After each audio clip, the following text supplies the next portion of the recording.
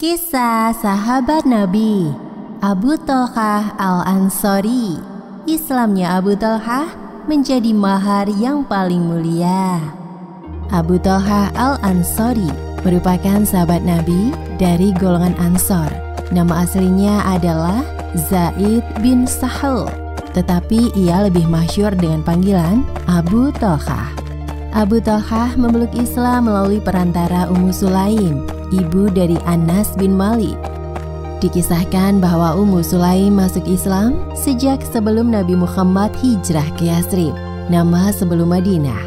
Ia termasuk golongan pertama orang yang masuk Islam dari kaum Ansor.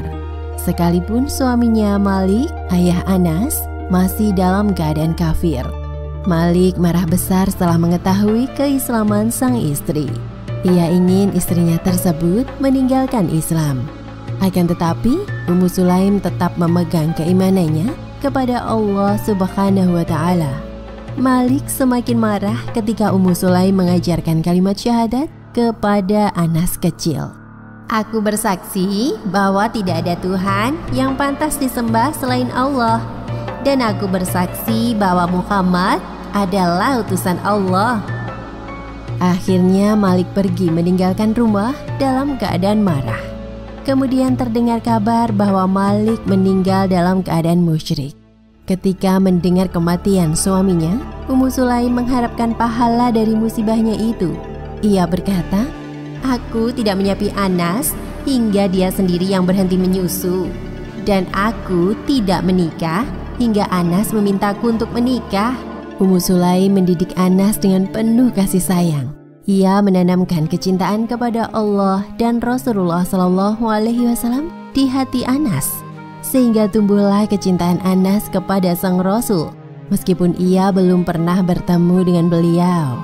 Saat Rasulullah telah hijrah ke Yathrib, Ummu Sulaim membawa Anas kepada beliau. Ia menawarkan Anas sebagai pelayannya. Maka Rasulullah SAW pun menerimanya.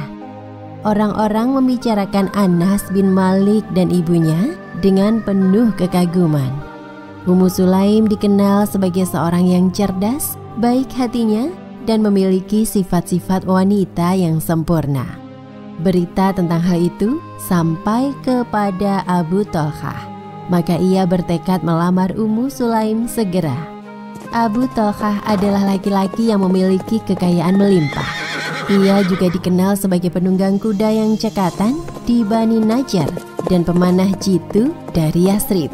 Tidak lama kemudian, Abu Thalhah berangkat untuk melamar Ummu Sulaim. Saat tiba di rumah, ia diterima baik oleh Ummu Sulaim dan Anas bin Malik. Abu Thalhah menyampaikan maksud kedatangannya. Namun, betapa dirinya terkejut. Ummu Sulaim menolak lamarannya. "Wahai Abu Thalhah, sesungguhnya laki-laki sepertimu tidak pantas saya tolak lamarannya. Tetapi saya tidak dibenarkan menikah denganmu, sebab engkau adalah seorang laki-laki musyrik, sedangkan saya adalah wanita muslimah. Tahukah engkau, wahai Abu Thalhah, patung yang biasa engkau sembah itu terbuat dari kayu yang tumbuh di bumi?" "Iya, benar." "Apakah engkau tidak malu menyembah sepotong kayu dari pohon menjadi Tuhan, sementara sebagian yang lain engkau jadikan kayu bakar?" Abu Thalhah lalu teringat pada patung sembahannya, patung yang terbuat dari kayu bagus dan mahal. Dadanya terasa sesak. Ia tidak percaya dengan apa yang telah didengarnya. Abu Thalhah kemudian pulang dengan perasaan yang tidak menentu. Di hari berikutnya, Abu Thalhah kembali dan menjanjikan kepada Ummu Sulaim mahar yang lebih besar dan kehidupan yang makmur. "Apakah yang menghalangimu untuk menerima lamaranku, wahai Ummu Sulaim?" "Tidak ada selain yang sudah saya katakan." "Apakah engkau ingin emas atau perak?"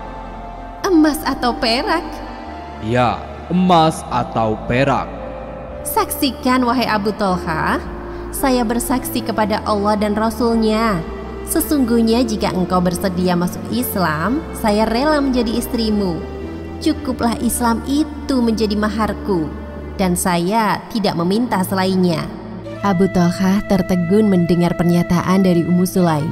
Kalimat-kalimat yang dilontarkan oleh Ummu Sulaim selama ini membuatnya tersadar.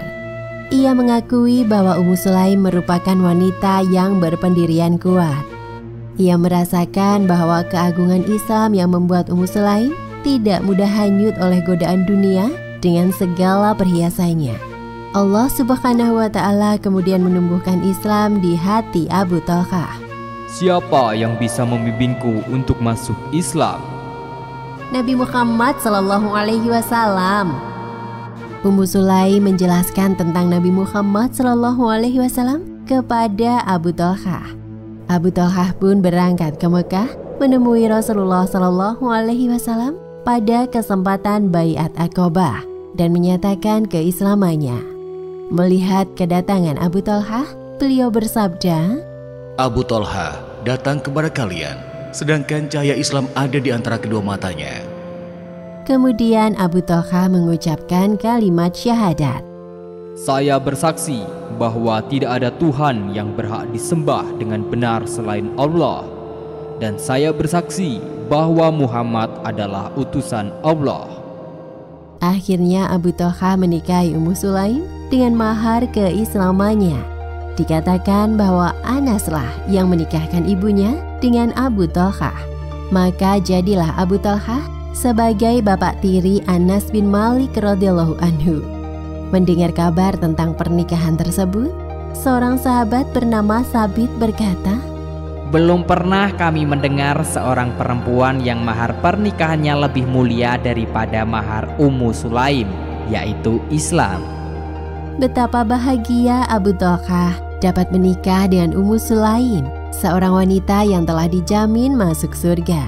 Suatu hari Rasulullah Shallallahu Alaihi Wasallam bersabda, Aku masuk surga lalu aku mendengar suara langkah kaki di depanku.